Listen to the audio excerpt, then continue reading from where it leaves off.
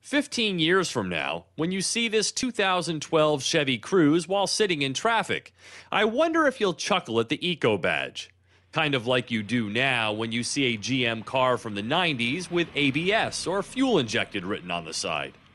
The Eco name is a reminder that the auto industry is still in a state of transition from gas guzzler to green.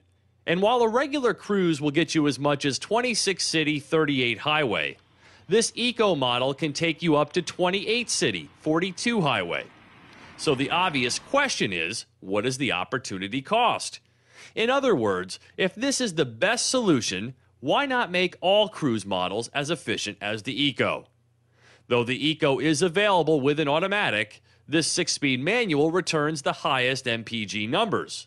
So difference number 1 comes in transmission gearing. Combined with the turbo that makes the same 138 horsepower as the base 1.8-liter engine, but with greater torque, first gear winds up so fast that if you blink, you might miss it. This is not the model with which to teach someone how to drive stick. You've really got to have a soft touch on the gas pedal in first. Gears 2 through 6 then become taller than the non-Eco Cruze, with 4th becoming an overdrive gear, and 6th gear possessing the Eco's biggest mojo, a 0.61-to-1 ratio that creates that 42 mpg headline. You're reminded of this gear's frugal power by the green circle around the 6. This is also the reason why there is such a big spread between the city and highway number. So the goal here is to get to 6th as quickly as possible. An arrow in the gauge cluster will show you when to upshift for the best efficiency. Beyond the tricky first gear, the Cruze Eco shifts smoothly and uses its 148 pound-feet of torque effectively to give the car a pleasing, easygoing driving demeanor.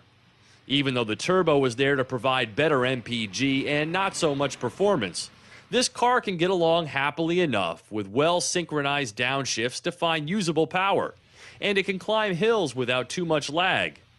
I found myself frequently checking my mileage with the various gauge displays, and while I wasn't exactly hypermiling, I did try and drive with the mindset of the typical Cruze Eco shopper and netted an impressive 40 mpg for the week, even with a majority of city-type driving, by always getting right to 6th, which has no problems driving along at 40 miles per hour.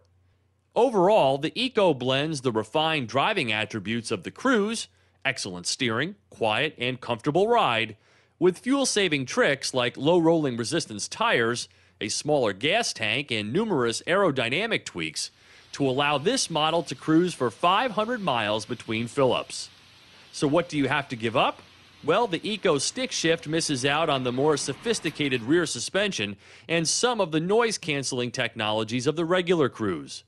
It stickers for $19,175. As tested, with a power driver's seat, rear park assist, cruise control, and Bluetooth, $21,310. The same price as a Cruze 1LT with automatic.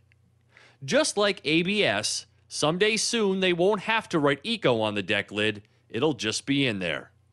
For Drive Time on Yahoo Autos, I'm Steve Hammis.